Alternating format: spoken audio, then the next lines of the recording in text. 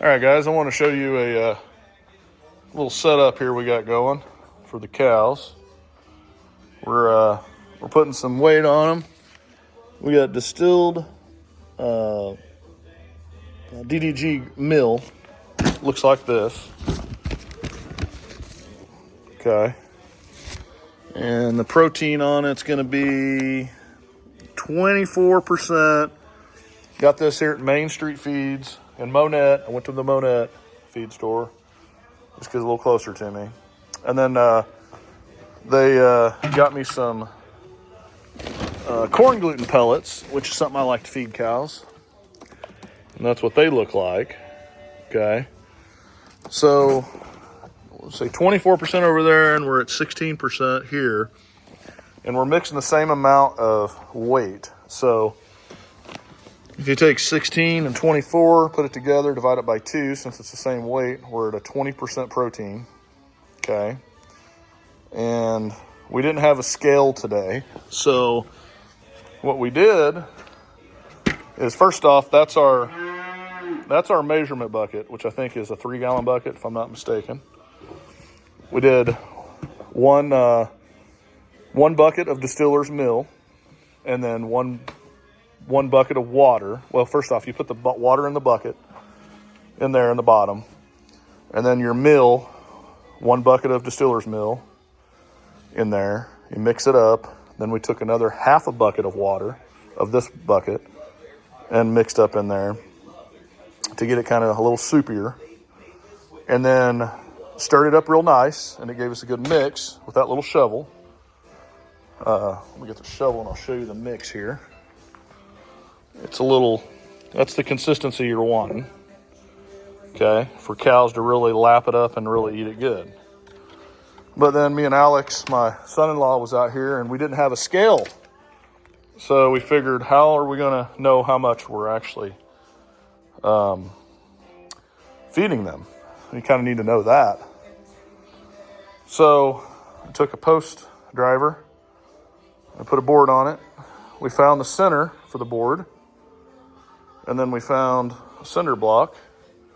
Looked up on Menard's website. That's a 36.5-pound block is what that is. We put the bucket over here on this side. Put it right out to the edge to make sure you're flush where you got your item, what you're weighing, in the same spot.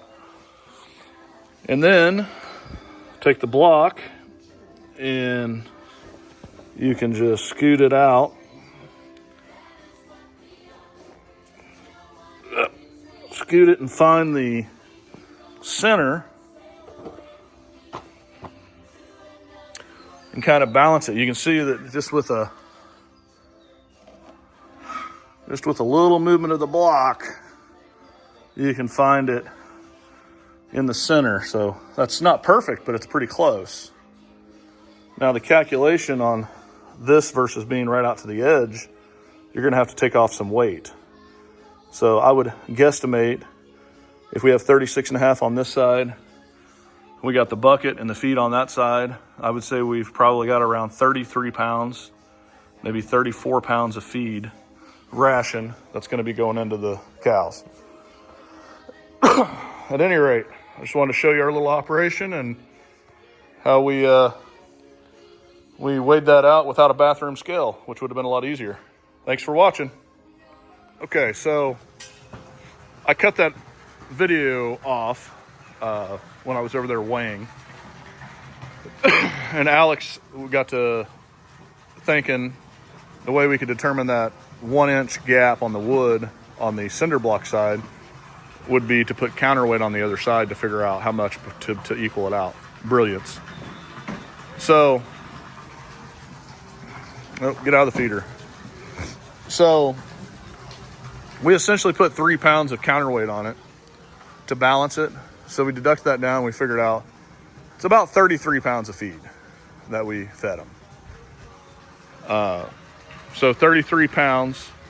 These girls weigh probably 525, I'm saying, 1,575 total weight. So that puts it at, with the 33 pounds of feed, that puts them at about 2.1% of their body weight in feed ration each day. with once a day feeding.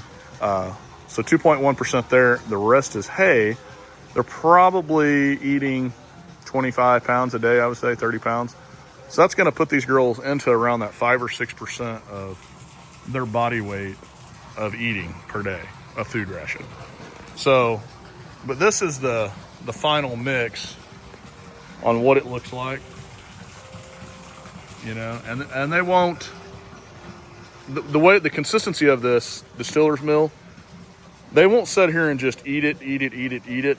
It will sit here for maybe an hour and a half for them to finally finish eating it all up.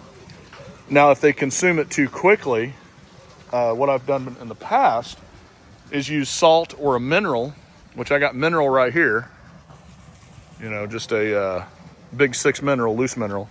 I can always top dress it to slow their eating pace down, because if you're only feeding once a day, then if they eat it all up, they go lay down and they start ruminating, you're getting all of that is going through their system at once.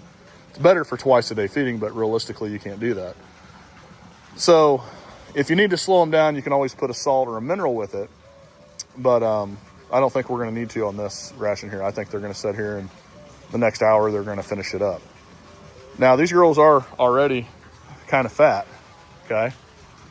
They're kind of fat already. They 5 1/4, 530 weight maybe, average. I mean, these two are a little bigger than her. They're girthy, okay? The idea on this is not to butcher these girls. These are replacements that I want to put into the operation as breeding cows.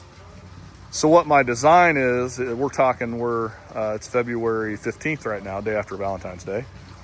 So I'll put them on this ration until probably late May, like around Memorial Day, which is, 90 days or so. And I will really put some weight on them, girth on them. They'll build some frame with the green grass that'll be coming on. So they'll be on this program and pasture up until about Memorial Day. Then I will start backing them off of it, because you need to start thinning them down. You can't have fat cattle. Fat cattle won't breed like this. So I'll thin them down on their ration and just cut them back and kind of wean them off to more of that grass-based or pasture-based setup. And then that's how you can take 525-pound heifers in February, and you can get them into the herd to be ready for a bull by, say, August. Because by the time August comes around, a little drier weather is going to hit. It's going to slow down their pace. They're going to start switching over to more of that grass-based diet, because I would never feed cows this way. If you fed cows this way, you'd be pulling 180-pound calves and you'd have dead cows everywhere. So you don't want to feed cows this way.